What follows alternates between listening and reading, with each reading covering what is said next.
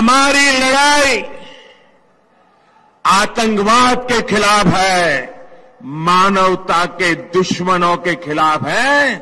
हमारी लड़ाई कश्मीर के लिए है, कश्मीर के खिलाफ नहीं है,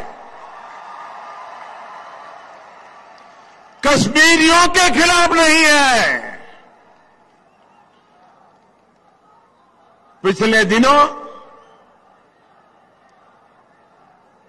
कहां क्या हुआ, घटना छोटी थी कि बड़ी थी, कश्मीरी बच्चों के साथ हिंदुस्तान के किसी कोने में क्या हुआ क्या नहीं हुआ, मुद्दा ये नहीं है। इस देश में ऐसा होना नहीं चाहिए। कश्मीर का बच्चा वो भी इन आतंकवादियों से परेशान है, वो भी आतंकवाद को खत्म करने के लिए हमारे साथ आने के लिए तैयार है। हमें उसको साथ रखना है। आपने देखा होगा अमरनाथ की यात्रा, देश से लाखों श्रद्धालु जाते हैं। अगर उनकी कोई देखभाल करता है तो ये मेरा कश्मीर का बच्चा करता है, कश्मीर के लोग करते हैं। एक साल पूर्व अमरनाथ यात्रियों पर गोली चली थी और आपने टीवी पे देखा होगा। उन यात्रियों को जब गोलियां लगी, वे घायल हुए, तो उनको खून देने के लिए कश्मीर के मुसलमान कतार लगा करके खड़े हो गए थे, हिंदुस्तानियों की जान बचाने के लिए खड़े हुए थे। आज भी कश्मीर में जैसे हिंदुस्तान के जवान मरते हैं, शहीद होते हैं, वैसे कश्मीर के लाल भी ये आतंकवादियों की गोलियों से शहीद होते हैं। और इसलिए जब कुछ लोग, भले वो 2 हो, 4 हो, 5 हो, लेकिन ऐसे लोगों की ऐसी हरकतें उन लोगों को ताकत देती है जो भारत तेरे टुकड़े होंगे गैंग वालों को आशीर्वाद देने जाते हैं। भारत तेरे टुकड़े होंगे इंशाअल्लाह इंशाअल्लाह, ये नारा देने वाले लोगों को, आशीर्वाद देने वालों को ताकत देने का पाप मेरे देश का कोई नागरिक नहीं करेगा।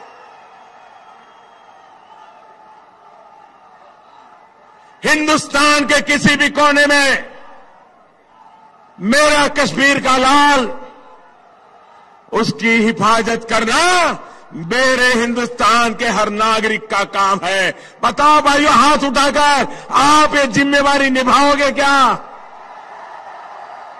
मैं देश से अनुरोध करता हूं, हमारी लड़ाई आतंकवाद के खिलाफ है, मानवता के दुश्मन जो है उनके खिलाफ है।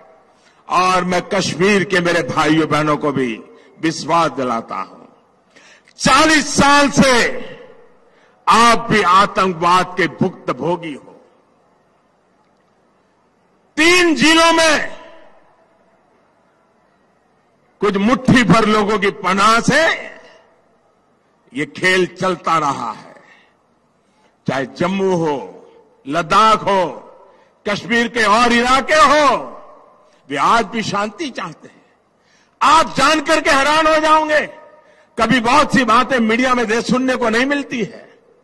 2 साल पहले कश्मीर के पुराने पंच सरपंच, क्योंकि कई वर्षों से वहां चुनाव नहीं हुआ था, 100 से ज्यादा पंच सरपंच प्रधानमंत्री निवास स्थान पर मुझे मिलने आए थे। सारे कश्मीर घाटी के से।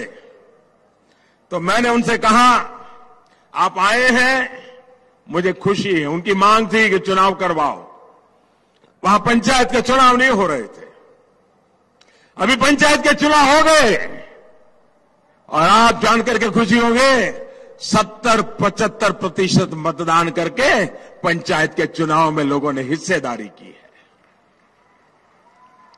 भाइयों बहनों, उन सरपंचों से मैंने कहा था 2 साल पहले, तब तो सरपंच नहीं रहे थे लेकिन पहले सरपंच थे, मैंने उनसे कहा आप मुझे एक वादा करिए और वादा निभाना होगा।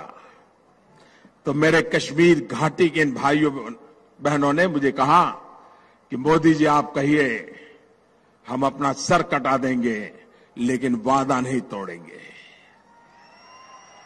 मैंने कहा लेकिन आपने मैं क्या मांगता हूं वो तो सुना नहीं है। बोले आप कुछ भी कहिए हम पूरा करेंगे। और मेरे भाइयों बहनों, मैं देश के सामने पहली बार ये घटना सुना रहा हूं। मैंने उनसे कहा, कश्मीर घाटी के पंच सरपंचों से मैंने कहा कि आप घाटी में ये आतंकवादी स्कूलें जला रहे हैं, इसको बंद करवाइए, किसी भी हालत में होना नहीं चाहिए। सबके सब पंच सरपंच ने मुझे कहा कि मोदी जी इसके बाद हम जान की बाजी लगा देंगे लेकिन आतंकवादियों को स्कूल जलाने नहीं देंगे। मैंने उनसे कहा था जब आतंकवादी स्कूल जलाता है तब इमारत नहीं जलाता है, आपके बच्चों का भविष्य जलाता है। और आज मैं गर्व के साथ कहता हूं कि मेरे कश्मीर के घाटी के उस पंच सरपंचों ने आज 2 साल हो गए एक भी स्कूल जलने नहीं दिया है। आतंकवादियों को पकड़वा दिया, आतंकवादियों की खबर पुलिस को दी लेकिन स्कूल जलने नहीं दिया है। और इसलिए मेरे भाइयों बहनों, गलती से भी अगर हमें लड़ाई जीतनी है, आतंकवाद को जड़ से उखाड़ना है, तो हम गलती न करें। आतंकवादी है, कश्मीरी आज भी आतंकवादियों के कारण मुसीबतें झेल रहा है, वो भी उससे मुक्ति चाहता है। लेकिन पहले सरकारों ने ऐसे बीज बोए कि उनके सपने पूरे नहीं हुए। आज कश्मीरियों के सपने अगर कोई पूरा करेगा तो यही हिंदुस्तान करेगा, यही हिंदुस्तान की सरकार करेगी मेरे भाई।